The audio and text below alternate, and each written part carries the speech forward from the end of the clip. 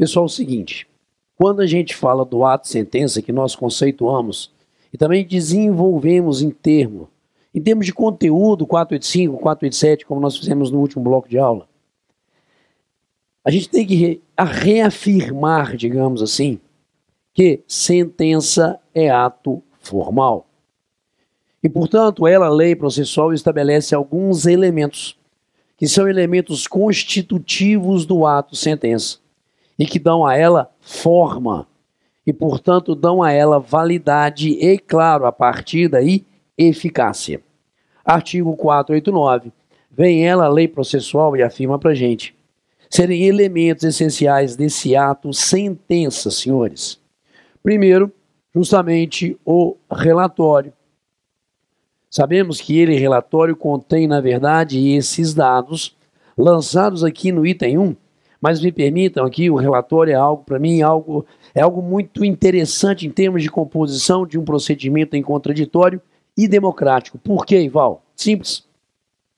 É a partir da leitura e verificação do relatório que consta ali os principais atos praticados no processo, que eu tenho a definição de que realmente às partes foi dado toda a oportunidade de manifestação, de que os atos procedimentais foram seguidos à risca, dentro da visão estrutural do procedimento e, portanto, garantindo a todos uma participação em contraditório. O relatório traz essa verificação, o relatório abre essa perspectiva. E por isso hoje, quando a Lei 9.099 vira e fala para a gente da dispensabilidade do relatório, eu não acho muito interessante, porque é a partir dele que todo o procedimento se descortina de uma forma racional, lógica em termos redacional, demonstrando o magistrado ter verificado todo o processo e que não haveria, portanto, em tese, claro, nenhuma irregularidade. E por isso, quando a gente vai ao Código de Processo Civil, o relatório é um elemento essencial de formação desse ato sentença. Relatório que contém, voltamos, item 1, nome das partes, a identificação do caso, o resumo do pedido daquilo que foi apresentado em termos de contestação pelo cidadão réu, registro das principais ocorrências, como nós aqui mencionamos, havidas no andamento do processo. Também contém, aí sim, a parte substancial, que são os fundamentos, aonde ali ele, juiz, externando a sua racionalidade, examina as questões de fato e de direito, que estão controvertidas e que, portanto, impactam na sua decisão quanto ao mérito daquela situação posta perante o Poder Judiciário.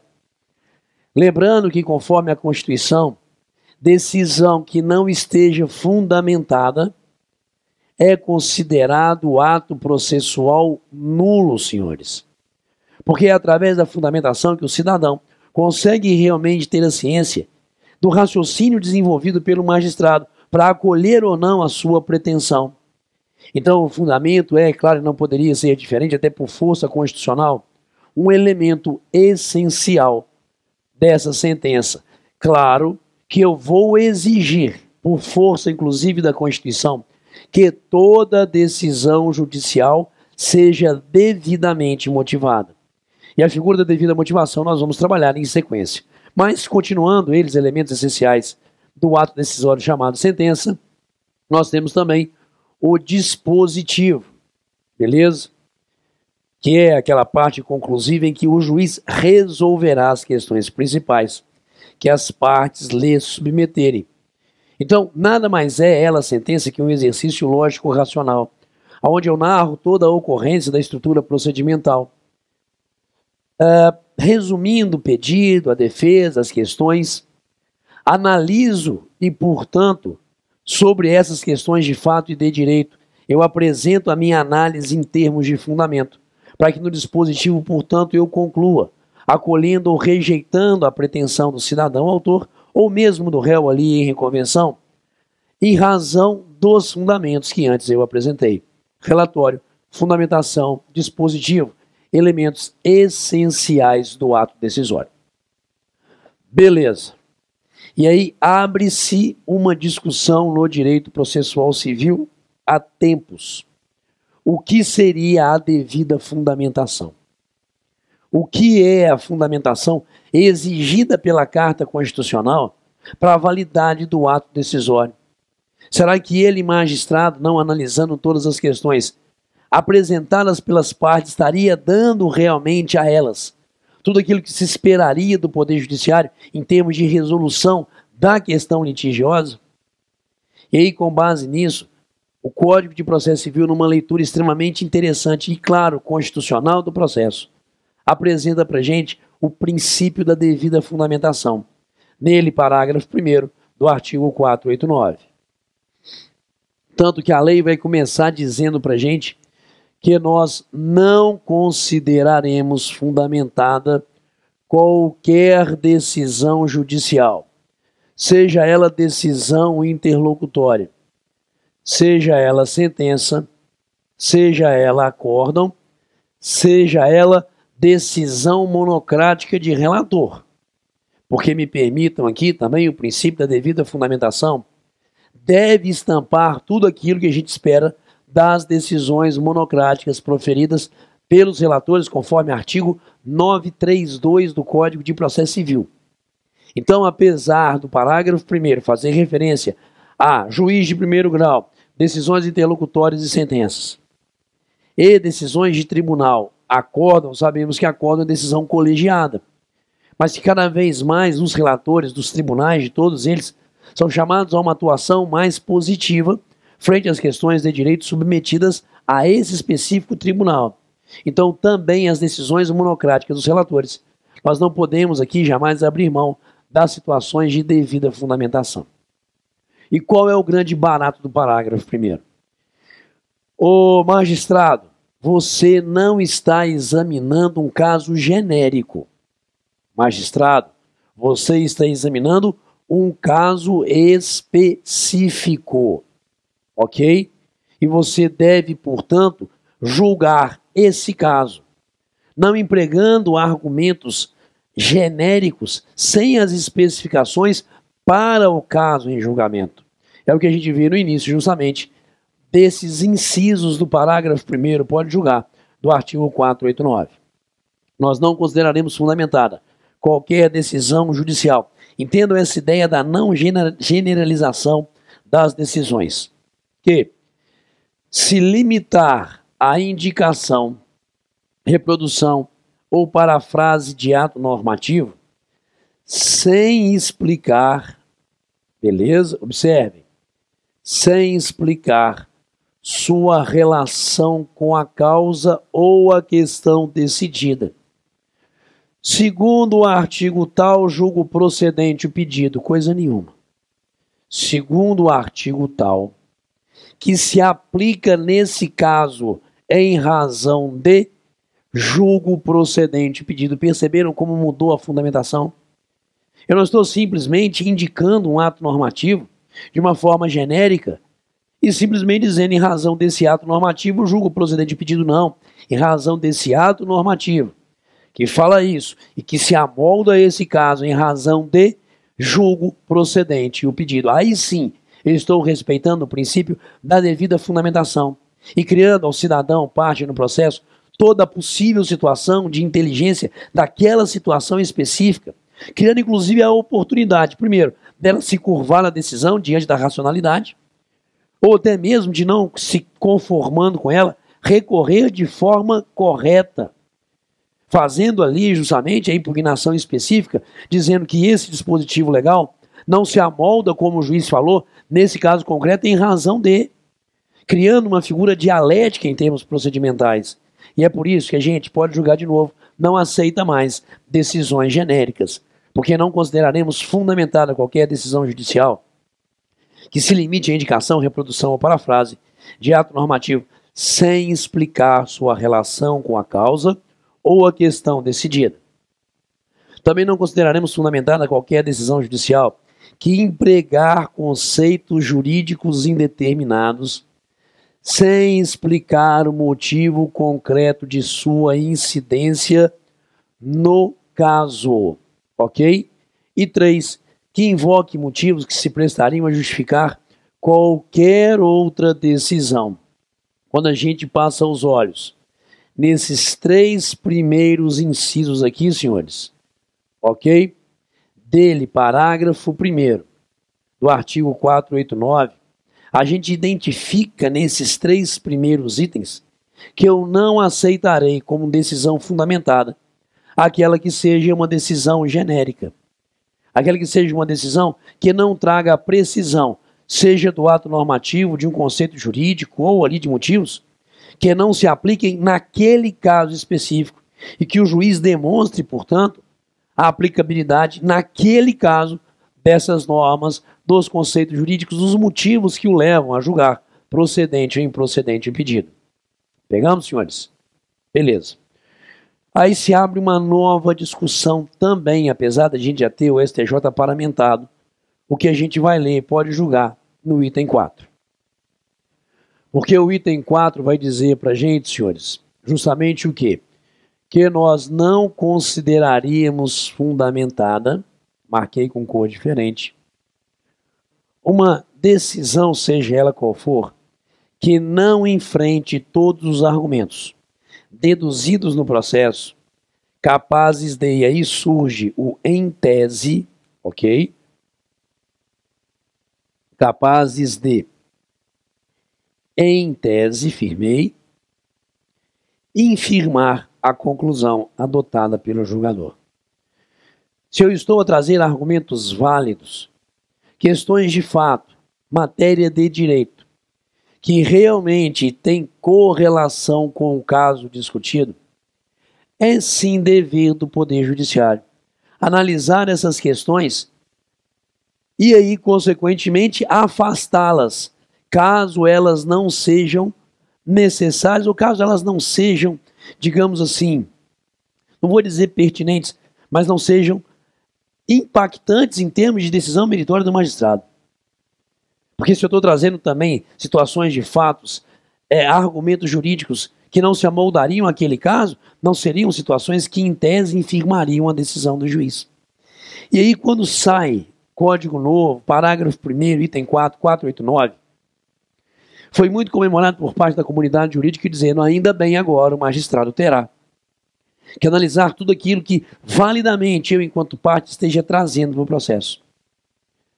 E se há uma decisão contrária à minha pessoa, e eu estou trazendo argumentos, dizendo que na verdade deveria essa decisão ser favorável a mim, tem o juiz a obrigação de enfrentar essa questão de forma racional e lógica e afastá-la justificando porque ela não impactaria na sua decisão meritória final. Só que a gente observa, me permitam, por jurisprudência inclusive do STJ, uma mitigação desse item 4, aonde parte da jurisprudência nossa, para não dizer quase toda, tem deixado a coisa correr frouxa como sempre o foi, dizendo que ele, magistrado, deverá simplesmente analisar as questões que ele ali subjetivamente acredita serem pertinentes para julgar ali procedente ou improcedente pedido. E os argumentos que eu apresento, válidos, justificáveis, que confrontam a ideia do magistrado em relação à pretensão julgada, não será analisada pelo Poder Judiciário? Senhores, é tão forte a ideia trazida pela lei, mas que está sendo mitigada pela jurisprudência, que ela, lei processual, está dizendo para mim o seguinte, vamos fazer uma correlação de artigos aqui, por favor. Senhores, a ideia foi tão forte, mas está sendo, de novo, digo, tão mitigada pelo Poder Judiciário. Trarei para os senhores o artigo 1022 do Código de Processo Civil. Aquele que abre ali justamente a figura dos embargos de declaração. E sabemos que um dos objetivos dos embargos de declaração é suprir omissão. E a própria lei considera omissa uma decisão que incorra em qualquer das condutas descritas no 489, parágrafo 1º. Senhores, então, por favor, quando ela, a jurisprudência, vem e cria uma situação interpretativa e extensiva desse item 4, criando permissivo para que o juiz não analise tudo aquilo que eu estou trazendo de forma válida e que eu particularmente acredito que impactaria de forma racional no julgamento do juiz, e sobre isso ele não se manifesta, Tecnicamente, eu tenho uma decisão que é uma decisão incompleta, omissa, senhores. E aí, então, tecnicamente, nula. Porque nós não consideraremos fundamentada uma decisão que incorra nesse vício. E incorreu nesse vício é decisão nula, senhores, por não estar devidamente fundamentada. Que haja uma evolução da jurisprudência nossa no sentido de que sim, é direito do cidadão, que tudo aquilo que licitamente, de forma racional e válida, ele traga ao processo como fundamento de fato ou de direito, seja devidamente analisado pelo Poder Judiciário para proferir uma decisão contrária aos seus interesses. Mas aí dependerá da boa vontade política dos nossos tribunais. De qualquer forma, joga de novo, parágrafo 1º está ali. Não enfrentar todos os argumentos deduzidos no processo, capazes de, em tese, infirmar a conclusão adotada pelo julgador. É decisão que nós não consideraríamos fundamentada. E aí a última parte do parágrafo 1º, também que eu dividi em 3 partes, não é isso? Os 3 primeiros incisos, separei o inciso 4, os últimos 2 incisos carregam a visão de precedentes. Vamos a eles por gentileza. Está ali, ó. Também não consideraremos fundamentada toda decisão judicial que se limitar a invocar precedente enunciado de súmula, sem identificar os fundamentos determinantes, nem demonstrar que o caso sob julgamento se ajusta a esses fundamentos. Lemos enunciado de súmula todo dia, beleza? E redigimos petições utilizando enunciados de súmula todo dia. Estudamos o direito lendo enunciado de súmula. Só que aí chegou um caso concreto. E eu quero aplicar sobre esse caso concreto, essa súmula, a primeira pergunta que eu te faço. Você já leu os precedentes que deram origem à súmula? Você que estuda, você que é advogado, você que é estudante de direito, você que está aí se preparando para concurso público, já fez a leitura dos julgados que foram referenciados para surgir pelo tribunal o enunciado de súmula? Quando você entra numa súmula, no texto dela, não no simples resuminho do enunciado, entrou no texto, tem o dia da publicação, o órgão, ok? E tem também uma referência aos julgados que deram origem a esse entendimento sumulado. E é da leitura dos julgados que a gente consegue identificar as questões fáticas e de direito que, conjugadas, deram origem à súmula. Então, para essa súmula ser aplicada, tem que ser em situação de fato e de direito correlato aos precedentes que originaram a súmula. E eu vejo muito a galera aplicando súmula sem verificar se naquele caso concreto realmente seria aplicável essa súmula. Portanto, estudem também, não apenas súmula, senhores, mas todos os acórdãos que, em referência pelo tribunal, acabaram dando origem à súmula. Está ali, ó. Se limitar a invocar precedente ou enunciado de súmula, sem identificar seus fundamentos determinantes, nem demonstrar que o caso sob julgamento se ajusta àqueles fundamentos. E, por fim, também não consideraremos fundamentada uma decisão que deixe de seguir. Deixa eu marcar isso aqui. Beleza? Porque é dividir o parágrafo primeiro em 3 partes para facilitação da sua vida. Tá ali, ó. Também não considero fundamentada uma decisão que deixe de seguir enunciado de súmula, jurisprudência ou precedente invocado pela parte, sem demonstrar a existência de distinção no caso em julgamento ou a superação do entendimento. Conforme nós repetidamente nesse curso falamos, trazendo para os senhores uma nova visão do direito processual civil, tem sim o magistrado a obrigação de seguir os precedentes firmados pelos tribunais, notadamente os precedentes qualificados, que seriam súmulas, julgamentos repetitivos, jurisprudências pacificadas. Deve ali ele, juiz ou outro tribunal qualquer, seguir esses precedentes, notadamente quando já qualificados pelos tribunais. Para que a gente tenha uma uniformização e uma segurança jurídica no tocante ao entendimento do direito. E sem entrar nessa discussão, bem ou mal, Essa é a realidade da lei processual civil. E, portanto, toda vez que o juiz deixe de seguir enunciado de súmula, jurisprudência precedente, que a parte invoque, beleza? Sem afirmar, não se amolda, como a gente veio falando, essa súmula não se amolda nesse caso ou parte, pelo motivo tal. Ou parte está invocando essa jurisprudência, mas ela já está superada, perceba, ok? Então tem o juiz a obrigação de afastar esse precedente apresentado pela parte. Essa é justamente a ideia, senhores, de uma decisão devidamente fundamentada. Então, portanto, de novo, por favor, tá ali, ó. Eu quero toda a atenção no parágrafo 1º. E o estudo do parágrafo 1º nessa tripartição. Os 3 primeiros itens em relação às situações de não termos decisões genéricas. A obrigatoriedade da decisão enfrentar todos os argumentos que, em tese, poderiam infirmá-la em termos de conclusão meritória. E itens 5 e 6, a visão da lei para fundamentação em relação às situações de precedentes. E por fim, vamos lá, senhores. Parágrafo 2º. No caso de colisão entre normas, o juiz deve justificar o objeto e os critérios gerais da ponderação efetuada, enunciando as razões que autorizam a interferência na norma afastada e as premissas fáticas que fundamentam a decisão. Ora, eu tenho colisão de normas. Eu tenho, eventualmente, 2 normas jurídicas que poderiam ser aplicadas naquele caso e que estão em choque. O que eu exijo para a fundamentação?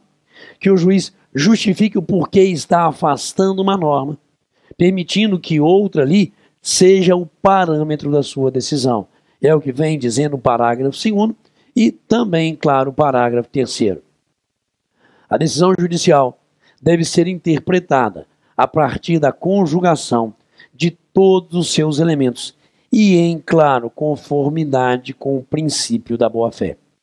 Senhores, artigo 489 do Código de Processo Civil. Princípio da fundamentação devida. Elementos essenciais que são aí cobrados, inclusive dos senhores, em concursos públicos. Beleza? Valeu.